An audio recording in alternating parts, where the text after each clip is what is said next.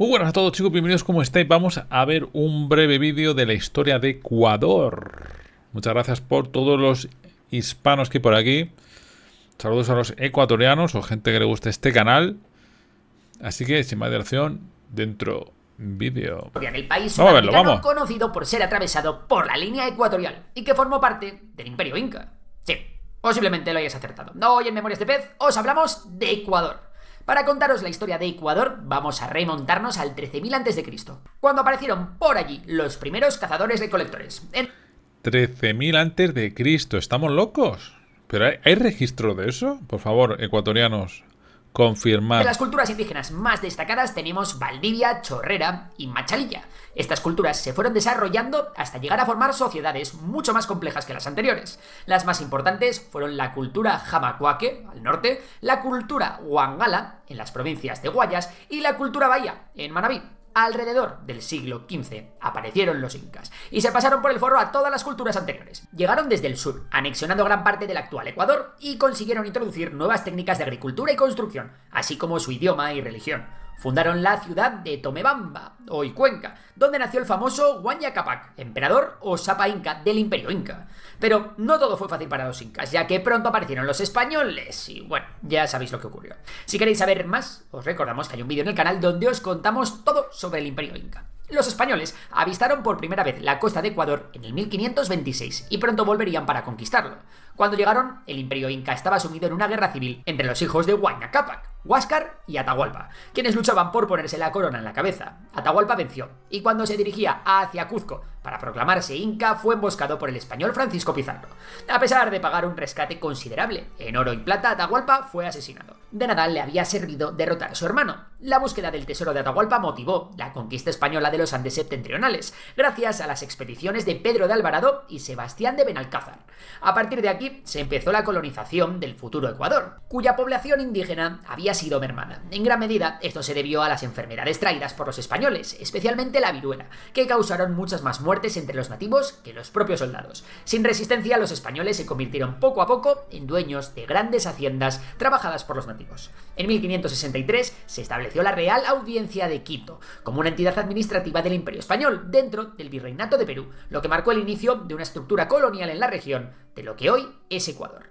Durante los años siguientes sucedieron varias rebeliones indígenas, como la de los encomenderos, que fue fuertemente sofocada por las autoridades coloniales, y ahora pegamos un buen salto en el tiempo hasta principios del siglo XIX. Por aquel entonces en Quito surgió entre los criollos, que eran los descendientes de los europeos nacidos en los territorios americanos, la idea de crear un gobierno autónomo o incluso independiente. ¿Y por qué? Bueno, primero por las ideas de Eugenio Espejo, que promovían la reforma social y la educación y criticaban la corrupción y el despotismo colonial.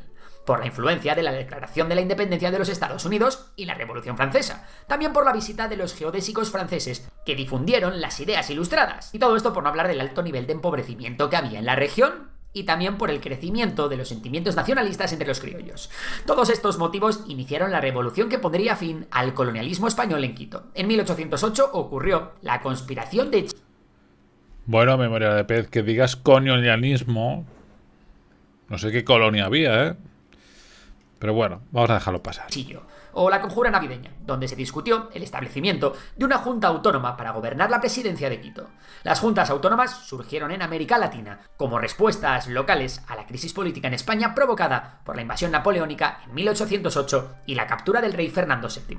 Tras una primera junta que no fructificó, otra segunda junta desencadenó la declaración de desobediencia al virreinato de Nueva Granada. Todo esto ocurriría en el mismo momento en el que España se redactó la primera Constitución de 1812, que otorgó representación a los territorios de ultramar en las Cortes, permitiendo la participación de diputados de América Latina en el proceso legislativo español.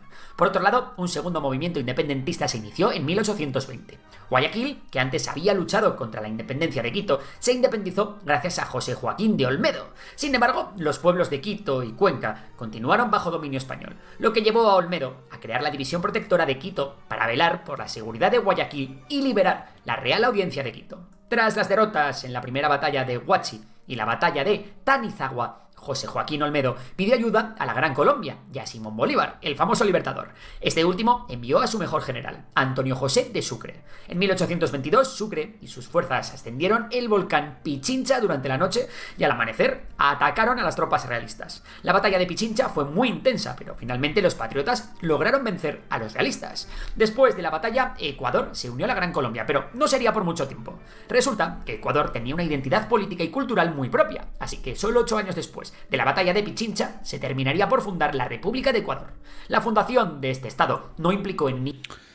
¿Qué puedo decir, chicos? Pues que me parece que deberían unirse, ¿no? Los hispanos, pero aquí te das cuenta que no, que al final cada uno buscaba sus intereses, ¿no?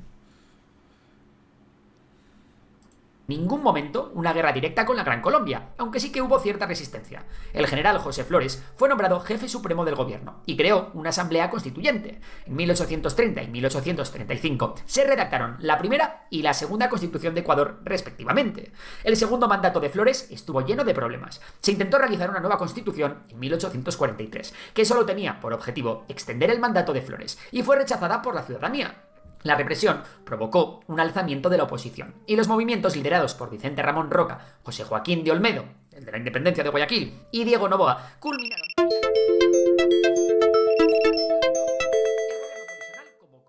Constituyente para redactar una cuarta constitución, y Roca, líder de la oposición, fue elegido presidente por la asamblea.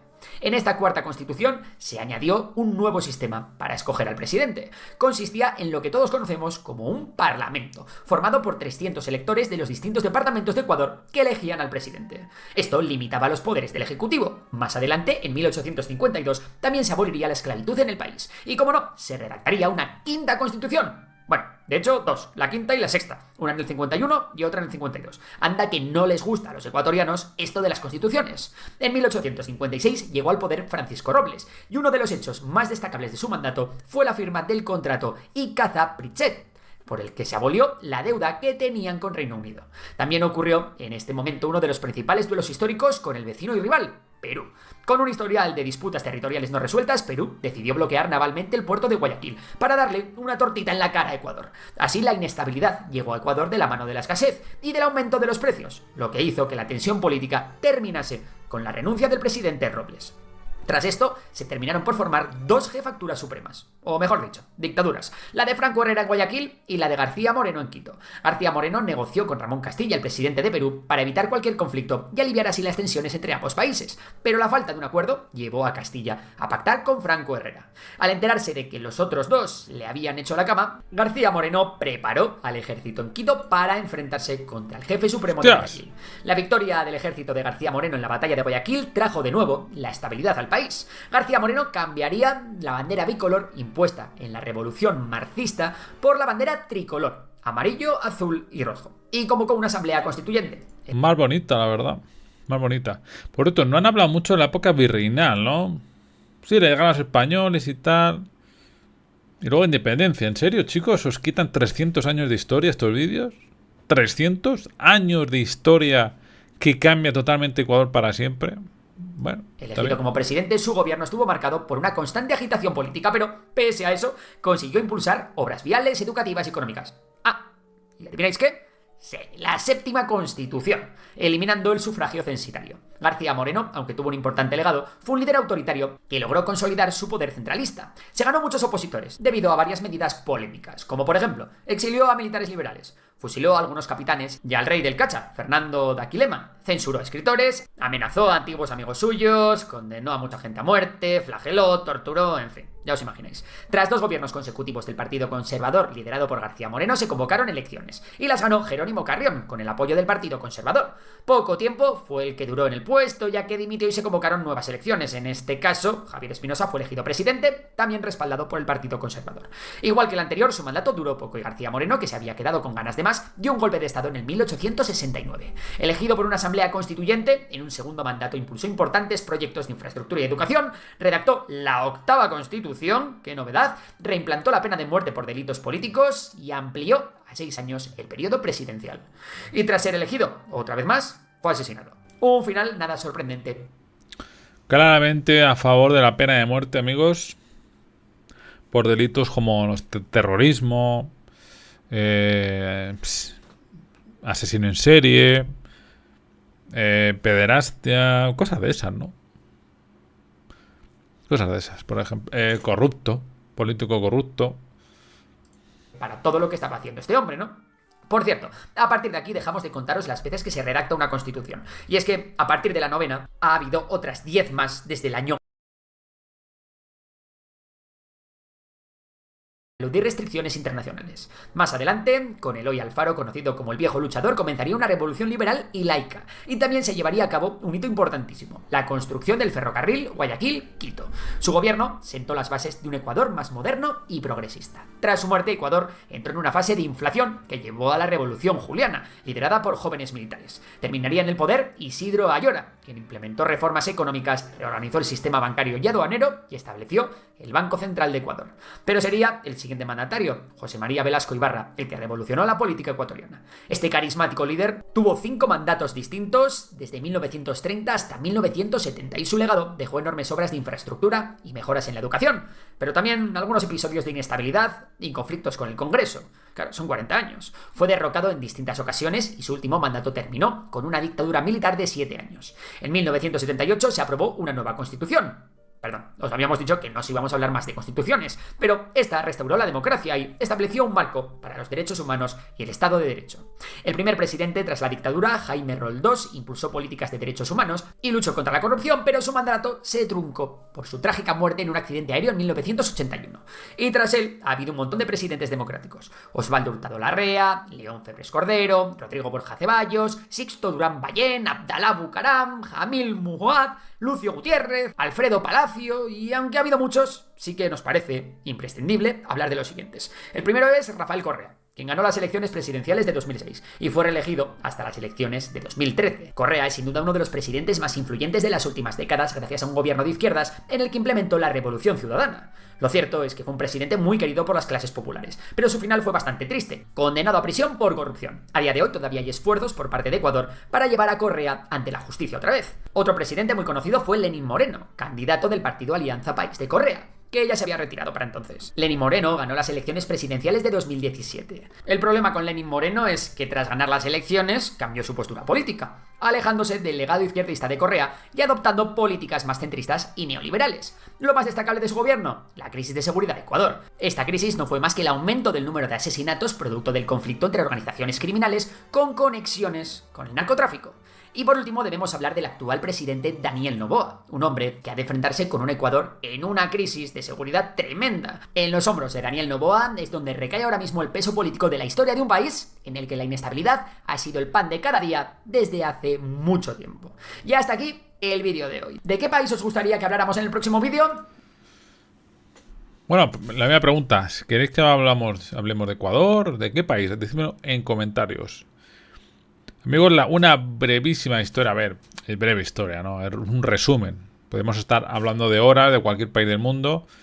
Y en Ecuador, pues claro, también, ¿no? En Ecuador también podemos estar. Pero bueno, resumen, faltó un poco de la época imperial, ¿no? Como que Ecuador no existía antes, pero sí empezaba a existir con el Imperio Español, ¿no? O sea, no puedes poner, no, en Ecuador hace 13.000 años había algo en Ecuador. Que Ecuador, no existe Ecuador. Porque entonces, ¿por qué te saltas entonces de la llegada de los españoles hasta... O sea, no pasó nada en 300 años. A lo mejor fue tan bueno y tan pacífico que no... Pero podía poner algún dato, un virreinato, yo qué sé. Algo que pasara en esa ciudad, no sé. El nacimiento de ciudades, de hospitales, alguna guerra... No sé, cualquier cosa. Pero bueno, amigos... Muchas gracias y gran historia de Ecuador. Hasta el próximo vídeo.